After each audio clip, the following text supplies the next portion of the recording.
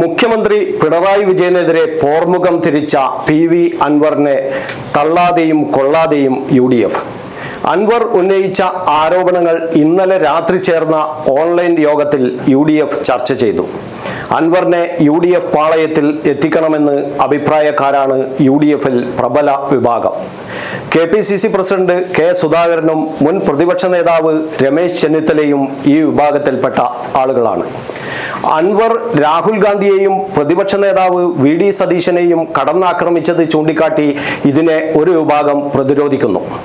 രാഷ്ട്രീയത്തിൽ സ്ഥിരം ശത്രുക്കളും മിത്രങ്ങളും ഇല്ല, അവസരങ്ങൾ പരമാവധി പ്രയോജനപ്പെടുത്തണമെന്നാണ് PV അൻവറിനെ അനുകൂലിക്കുന്ന വിഭാഗത്തിന്റെ അഭിപ്രായം. കർണാടകയിലെ ചിക്കമംഗളൂരു ലോക്സഭാ ഉപതെരഞ്ഞെടുപ്പിൽ ഇന്ദിരാഗാന്ധിക്കെതിരെ മത്സരിച്ച ആളാണ് വീരേന്ദ്ര പാട്ടീൽ. തെരഞ്ഞെടുപ്പ് പ്രചാരണ രംഗത്ത് വീരേന്ദ്ര പാട്ടീൽ ഇന്ദിരാഗാന്ധിക്കെതിരെ ഉന്നയിക്കാത്ത ആരോപണങ്ങളില്ല. ആ വീരേന്ദ്ര പാട്ടീലിനെ ഒരു വർഷം തികയുന്നതിന് മുമ്പ് കർണാടക PCC അധ്യക്ഷനാക്കുകയും പിന്നീട് അദ്ദേഹം കർണാടകയിലെ കോൺഗ്രസ് മുഖ്യമന്ത്രിയാവുകയും ചെയ്ത ചരിത്രം കോൺഗ്രസ് നേതാക്കൾ ചൂണ്ടിക്കാട്ടുന്നു. കോൺഗ്രസിന് ഇപ്പോൾ വീണുകിട്ടിയ വടിയാണ് PV അൻവർ.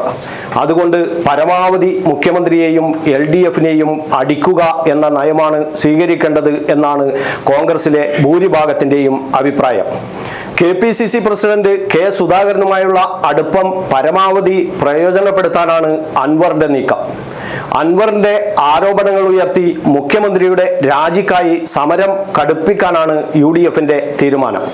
അതേസമയം അൻവറിനെ കൊള്ളാനും തള്ളാനുമില്ലെന്നും മുന്നണി നിലപാടെടുക്കുന്നു. PV അൻവറിന്റെ തുടർ രാഷ്ട്രീയ നിലപാടിനായി കാത്തുനിൽക്കുകയാണ് UDF.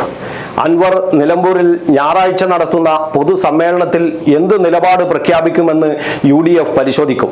അൻവറിനെ പരസ്യമായി തള്ളേണ്ടെന്നാണ് UDF-ന്റെ തീരുമാനം. അൻവർ ഉന്നയിച്ച ആരോപണങ്ങൾ ചർച്ച ചെയ്യുന്നതിനായി ഇന്നലെ രാത്രി 8-ന് ചേർന്ന ഓൺലൈൻ യോഗത്തിലാണ് UDF നിർണായക തീരുമാനമെടുത്തത്. ജില്ലാ കേന്ദ്രങ്ങളിലും സെക്രട്ടേറിയറ്റിലും ശക്തമായ സമര പരിപാടികൾ നടത്താൻ UDF തീരുമാനിച്ചു. അൻവറിന്റെ ആരോപണങ്ങൾ മുഖ്യമന്ത്രിക്കെതിരെ ആയുധമാക്കി രാഷ്ട്രീയ നേട്ടമുണ്ടാക്കാനാണ് UDF നീക്കം. അതേസമയം അൻവറിന്റെ യുദ്ധപ്രഖ്യാപനത്തിന് പിന്നാലെ CPM-ലും നിർണായക കൂടിക്കാഴ്ചകൾ നടക്കുകയാണ്. കേരള ഹൗസിൽ മുഖ്യമന്ത്രിയും പാർട്ടി സംസ്ഥാന സെക്രട്ടറിയും രാവിലെ 2 തവണ ചർച്ച നടത്തി. ഉച്ചയ്ക്ക് 2:30-ന് MV ഗോവിന്ദൻ വാർത്താസമ്മേളനം നടത്തുമെന്ന് അറിയിച്ചിട്ടുണ്ട്.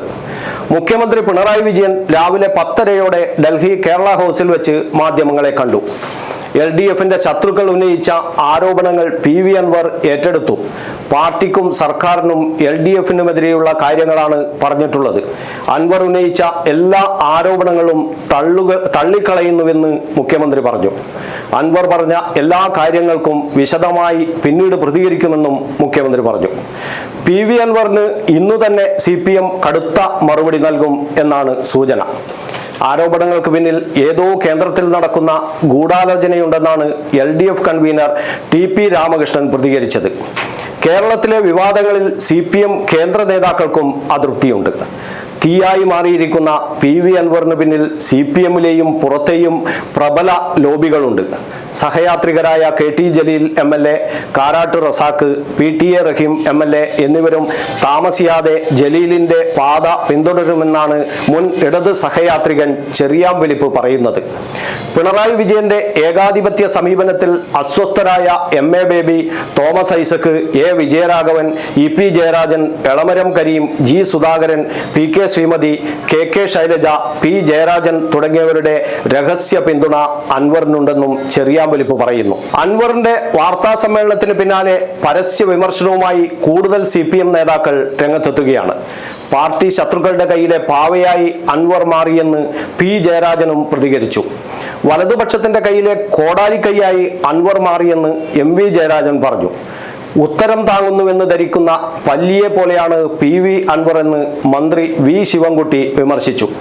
അൻവർ വലതുപക്ഷത്തിന്റെ കൈക്കോടാലിയാണെന്നും വലതുപക്ഷത്തിന്റെ കാലങ്ങളായുള്ള ജീർണിച്ച ജൽപ്പനങ്ങൾ അപ്പാടെ ഛർദ്ദിക്കുകയാണെന്നും DYFI പ്രതികരിച്ചു. പാർട്ടി ശത്രുക്കളുടെ കയ്യിലെ കോടാലിയാണ് അൻവർ എന്നായിരുന്നു PK ശ്രീമതി ടീച്ചറുടെ പോസ്റ്റ്.